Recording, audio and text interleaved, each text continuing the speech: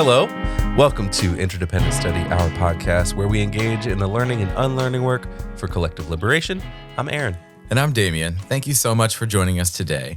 Each week, we'll bring something new to the table and discuss our thoughts and feelings about it through the lenses of who we are and where we can go for a more just society. And we want Interdependent Study to be a space where we're always learning with one another. Damien, you were up this week. Yes. What are you bringing to the table today? I'm just really happy that my voice wasn't changed by that effect that you had on a little earlier. He was playing tricks with me, folks. I'll turn it on whenever I want. No, I have brought a documentary for the table for us to talk about today. The film is called Brother Outsider, The Life of Freedom Fighter Bayard Rustin. And it actually came out way back in 2003. It was a wee old high schooler. And it was co-produced and directed by Nancy Cates and Bennett Singer. And I think I mentioned this last week when I introed this piece, but we watched this documentary on Canopy, which is a great resource from our public library and just one of so many reasons why we need our public libraries. But I digress. This was an incredible film. It was all about the life and legacy of Bayard Rustin, who was a true leader of and within the civil rights movement in this country. He's probably best known for being the main architect behind the 1963 March on Washington, which is obviously an incredible and historic moment in time and in the fight for social justice. And honestly, it remains so all these years later. On top of all of that, he was an organizer and activist leader for gay rights, socialism, the anti-war movement, and racial equity at large here in the United States and really around the world. And, I thought this film did a really great job in showing us both his successes and tremendous contributions to social justice, but also the many trials and tribulations he faced throughout his career, which were significant. The biggest being that Bayard was a gay man and that in many ways denied him the level of fame and accolade, accolade that his peers and other prominent organizers and leaders received. And so speaking of his peers, the film featured some great archival footage and photographs of Bayard engaged in organizing work and activism, and even some of his own personal narration about his work. And it also featured some key people in his life and his work, including Dr. Martin Luther King Jr., A.J. Muste, Malcolm X, Stokely Carmichael, Adam Clayton Powell Jr., Presidents Johnson and Kennedy, and even some of his own family members and former partners. So this film was great. It was a really incredible opportunity and way to learn more about, Bayard Rustin and his contributions to the movement and, quite honestly, to the world we live in now. But let me stop talking. I've been rambling for a while, and let's talk about this together. What did you think? Where do you want to start? Yeah, this was a great portrait, I think, of Bayard, and so much great storytelling in here about his life. There are early scenes about him playing football in high school and people being interviewed he played with. He recited classical poetry. He sang songs in a quartet. He was a music major, and then he became a fantastic organizer. I paused and thought about it. Such a talented person. Really talented, who also lived with such great convictions and purpose, about what he thought the world should be and what he could do to contribute to that. He lived very fearlessly, especially early on. He wasn't afraid of being openly gay and loving who he loved. He joined a Young Communist League, which was a thing at the time and then backfired on him later. He was asked to leave his college because he organized a strike to improve the food there. It's just an amazing life and such a great way to tell that story. There's interviews with Bayard himself, as you said.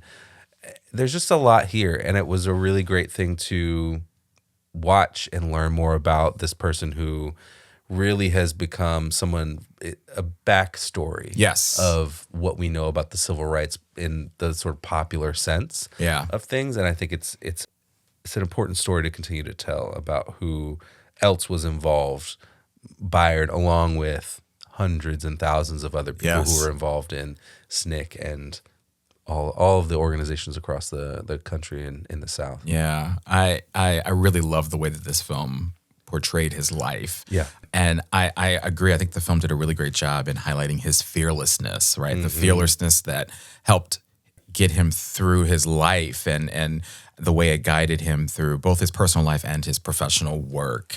And the film, I think, really authentically shared that with us and told his story so beautifully. And so I appreciated that. And I think related to that, actually, one of the things that stood out to me in this film was something that he said around the time he was engaged in the work for or with the Montgomery bus boycott, I believe. So Bayard said, quote, "We need in every community a group of angelic troublemakers. Our power is in our ability to make things unworkable.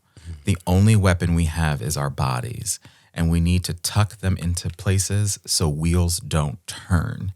Yeah. And I just thought there was great power. There's great power in that statement. You know, what does it look like and what would it mean for us? And I mean here the collective us to disrupt the goings on of the government, to interrupt and disrupt state violence in all of its forms, to use our power and our presence to do that. You know, we just recently had International Women's Day, and I saw that there were lots of protests and marches around the country, you know, and there's also a big march planned for this summer in Washington. And those are great ways to use our bodies as weapons, as Bayard said. But, you know, I think this moment we're in right now, this fascist moment, to be clear, that we're in right now, calls for us to collectively disrupt what's going on and to make it loud and clear that we're not going to stand for this, you know?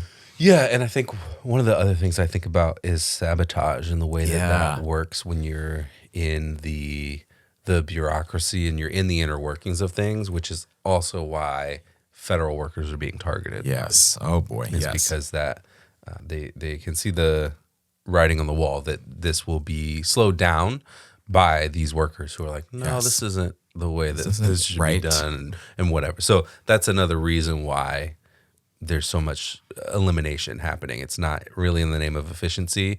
Well, let me not say that. It is in the name of efficiency, but efficiency to their agenda, not effectiveness of running a government. Absolutely. So one of the other pieces of the film that stood out to me in watching it was these moments where they would cut in with this voiceover of an FBI field report. Yes. Which started early on in his life. Yeah. I thought really, really early in his life. Yeah.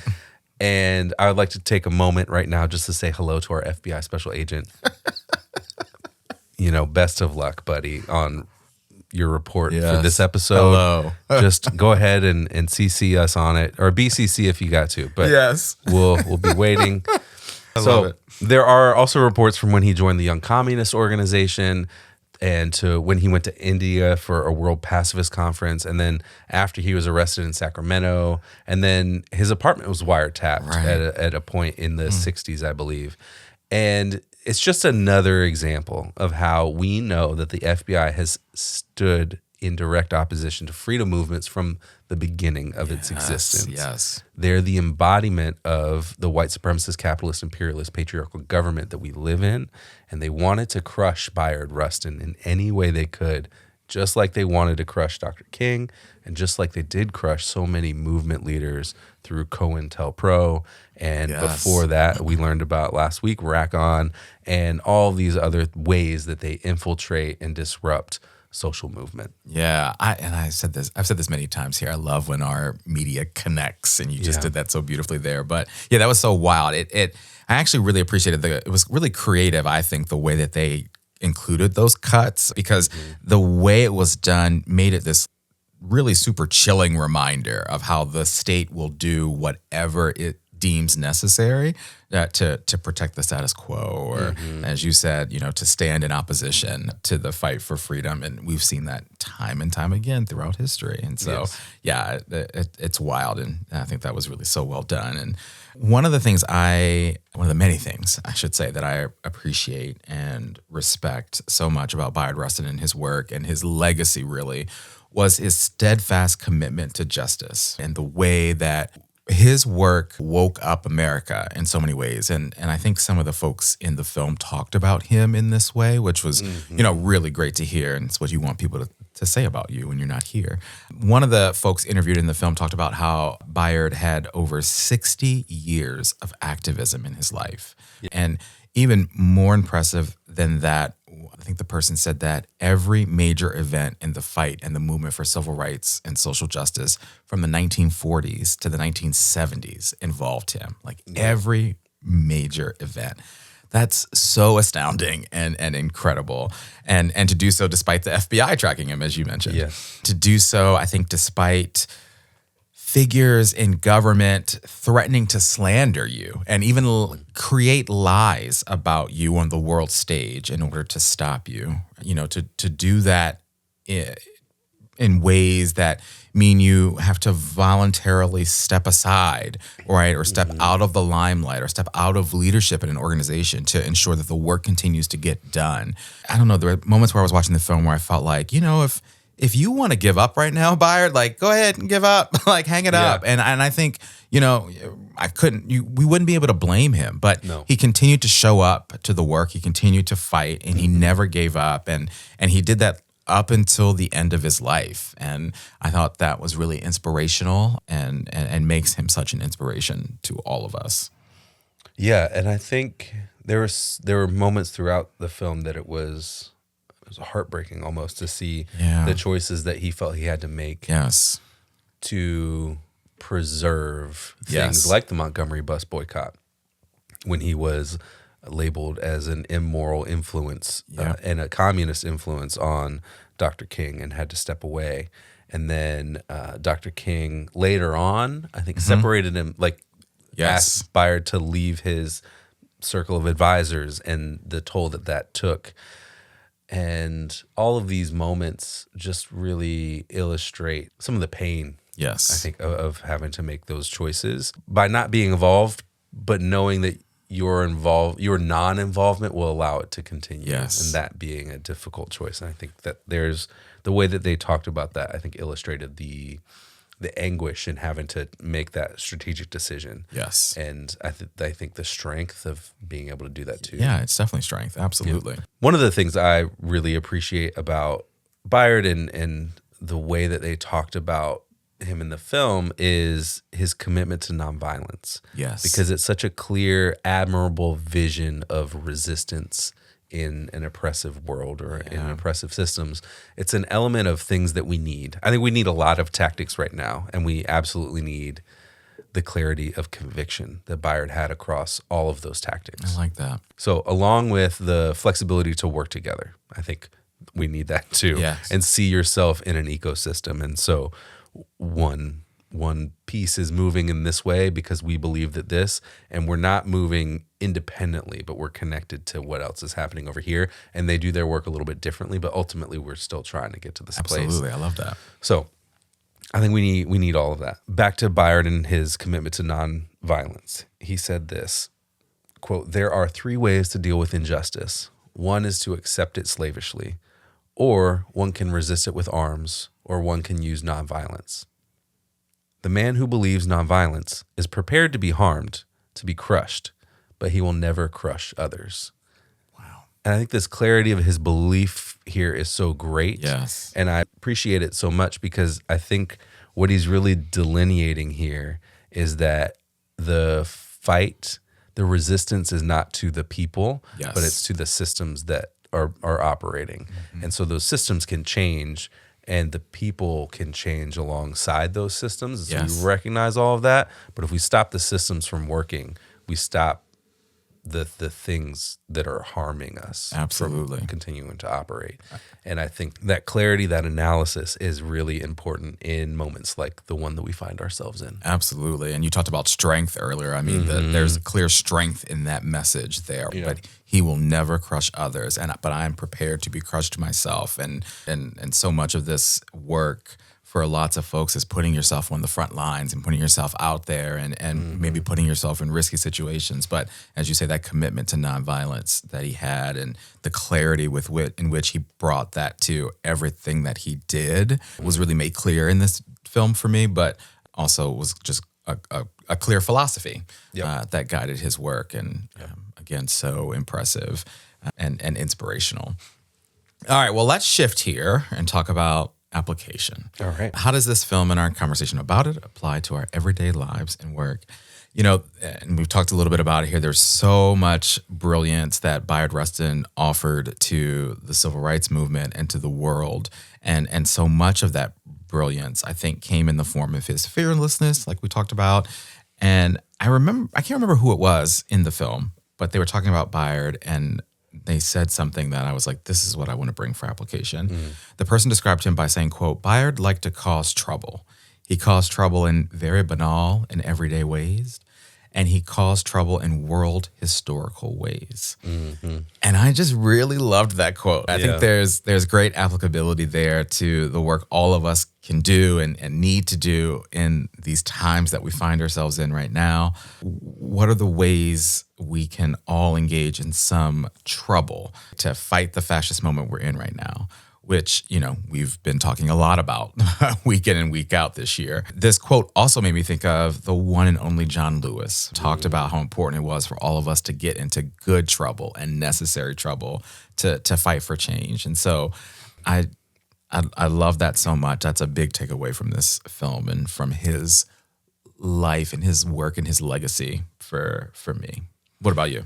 Yeah, and those quotes always make me think about all of the meanings of trouble too. Yes. And you also trouble the waters. Yes. And that's a piece of it. And that's essentially That's rocking beautiful. the boat. Right? Yes, it is. Yeah. I love thinking about words and like all of the different meanings and connotations that they have. Yes. And how you invite people. That's ways to invite people into it. Absolutely. Yes.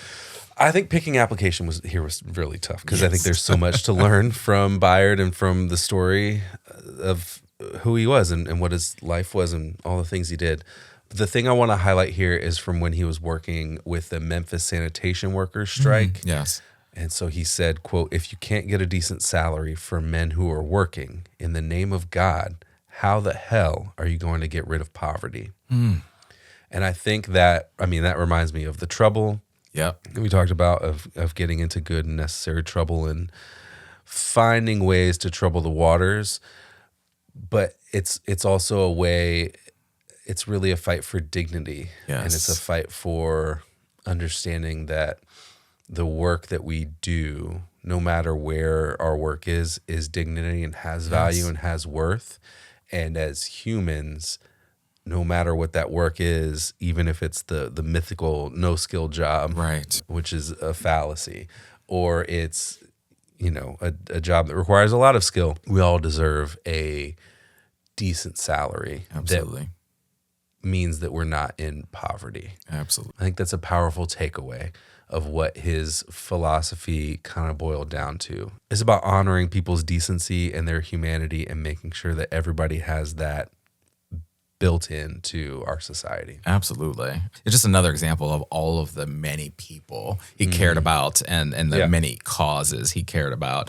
And so this film for me was just really so great to learn more about him. Yeah. All right, well, let's talk about homework. What do we want to do once we leave this table here that we're sitting at right now and to continue our learning and unlearning work? There were a couple of organizations mentioned in the film that Bayard was a part of that I'd love to just do a little bit more research into and learn more about. The first was the A. Philip Randolph Institute. Bayard served as its first president from 1965 to 1979, I believe. The A. Philip Randolph Institute is an organization for African-American trade unionists that advocates for social and labor and economic change for Black workers. And then the other is the Congress of Racial Equality, which was a civil rights organization that was founded back in the 1940s to advance the cause and centered nonviolence in their work. And Bayard played a huge role in that organization's work or that collective's work as well. And so, I'd love to just learn more about those organizations and all that they accomplished in their time and contributed to the movement, I should say. What about you? Yeah, my homework is an article that Bayard wrote in 1964 called From Protest to Politics. Yes. And I think it's an important piece of history and analysis of the civil rights movement and where it should go. And I want to read it because I think it's important, but I also don't think I'll agree with him necessarily. Yeah. And I have, the advantage of 6 years of hindsight. Absolutely. And so that's maybe not fair. Yeah. It's not. So, but he seemed to believe that the work of the civil rights movement would shift into the halls of power. And so I just want to read more and understand his perspective on that. Yep. And see what he meant, especially given the context that we have of what that shift to working in the halls of power actually looked like and did and really did not produce for egalitarianism and equality and equity in the country. Yeah, it makes me think about if there were a shift here or a shift there, in what has occurred over history, maybe that everything he talks about in that piece would be spot on and true vision for where we could go. But I think you're right. I think it's still worth reading and learning more from, his great wisdom. Absolutely. Yeah. It's not super long either. So, oh, good. Yeah. Okay. All right. Yeah, I remember hearing about that. And so I'm glad you brought that as homework. Very good. All right. Well, folks, again, check out this documentary, learn more about Bayard Rustin and his life. And as we said, there's just so many great folks featured in it and lots of, great content and footage and there's just a life well lived. Yeah, and there's really great footage of the March on Washington. Yes. And you see people at the podium and you see him show running. Yes. Basically, he's in the background. Yes. He's off to the side, and there's little candid moments of him singing along to somebody, a performer, or to passing behind Bob Dylan and Joan Baez. Yep. And to just standing off to the side as making a speech, but then also standing off to the side as somebody else is speaking to bring on the next speaker and sort of doing MC work. Right. And just seeing just being able to watch him sort of operate in that moment was just that. There were cool little moments where I was like, you're running the event and you see all the things that you're thinking and trying to do and making sure stuff's running smoothly. Yeah, the part of the work that I've done in my career is be a programmer. And so the programmer in me was like geeking out watching that. And also hearing, again, as the architect and the coordinator of this, I mean, bussing in thousands of people and, recruiting security and permits. And I mean, all of that is so impressive. And the film does a really great job, as you say, of showing us a lot of that. Yep. And I just was in awe of it as I watched it. So if that's a reason alone, to watch it, I would say. Absolutely. Yep. All right, my friend, you're up next time. What are you bringing to the table in our next episode? I'm bringing an article from Scalawag magazine called Sci-Fi, Fantasy, and Fascism. Whoa. It's written by Sharonda Brown. Okay. And the article opens with this quote. After being sworn in, the current U.S. president spoke to an audience of billionaires and tech CEOs about numerous plans for his second term in office. Among them is an endeavor reminiscent of a sci-fi novel or a fantasy epic, broadening U.S. expansionism beyond Earth and deeper into space. And so this article seems to link together the futurism, so-called futurism of white supremacists and colonial thinking with the Trump agenda. And I'm getting that just from a little bit of skimming I did as I prepared and tried to figure out what I wanted to bring. Yeah. So we'll see what it's about in more depth when we dig into it next week. But it seems really fascinating, interesting take on bringing together these different lines of thinking and what Trump's trying to accomplish. It probably ties into Elon and some other of the tech bro stuff that's coming in to influence that as well. That sounds so fascinating. And I feel like there have been lots of things lately that we've been reading, consuming, and just that's popular right now, connecting what's happening now in Octavia Butler's work. Yes. And I'm just fascinated by that. So, and I think we've only had one or two things from Scalawag magazine before and it's been great. So I'm looking forward to that. Absolutely. Great piece. All right. Well, with that, folks, we want to thank you for joining us today. You know what we want you to do here, but in case you forgot, please follow, leave a rating and review, share our podcast with the people in your life. Follow us on social media, including Instagram, TikTok, and Blue Sky. Check us out on YouTube and sign up and join us on Patreon to get notified about any new things we've got going on behind the scenes. Yes. Thank you so much for listening. Remember, it's not about us, but it is about all of us. We'll talk to you next week.